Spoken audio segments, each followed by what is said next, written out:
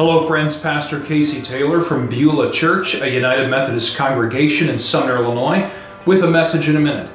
James chapter 2 verse 1 says this, "My brothers and sisters, as believers in our glorious Lord Jesus Christ, don't show favoritism."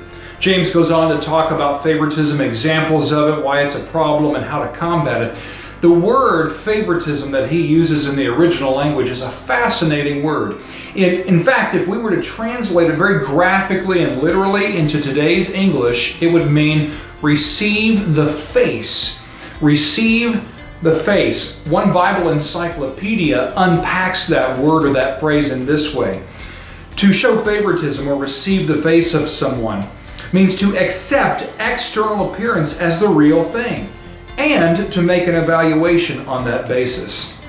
There are two problems there in that word favoritism that James wants to tackle. The first is to accept external appearance as the real thing. All throughout the Bible, we're told that this is a problem for human beings. We're constantly looking at the surface and assuming that's all there is to something. We literally judge a book by its cover. But we're told that God knows all things, even the thoughts of our hearts, and that God does not judge by appearance, but rather God looks upon the heart. We can't judge a book by its cover and accept reality just as we see it, because that's not how things are, and that's not how God does it. We have to learn through the gospel to see things as God sees, and that means that we see the dignity that God has given to people as created in the image of God, and we're not dazzled by human accomplishment or celebrity, because nothing will compare to the glory of Jesus Christ.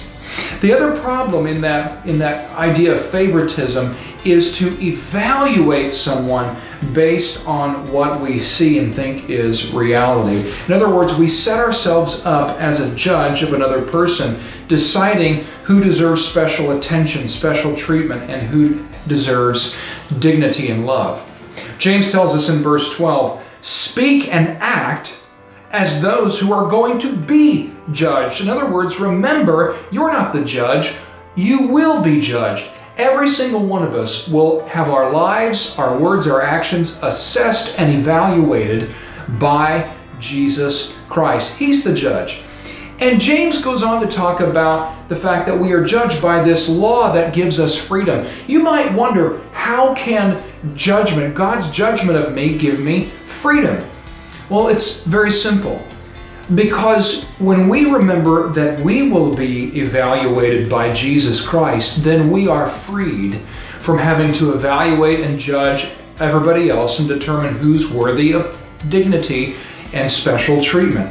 I don't have to carry that burden around because my shoulders were never designed for it, and neither were yours. We let God make the final say, the final call on all our lives. James says, don't show favoritism. Don't accept reality on the surface as you see, and certainly don't make an evaluation on that basis. Instead, keep your eyes on Jesus Christ. His glory will exceed all human glory, and He is the judge. He's the one that will evaluate us. We don't need to take His job.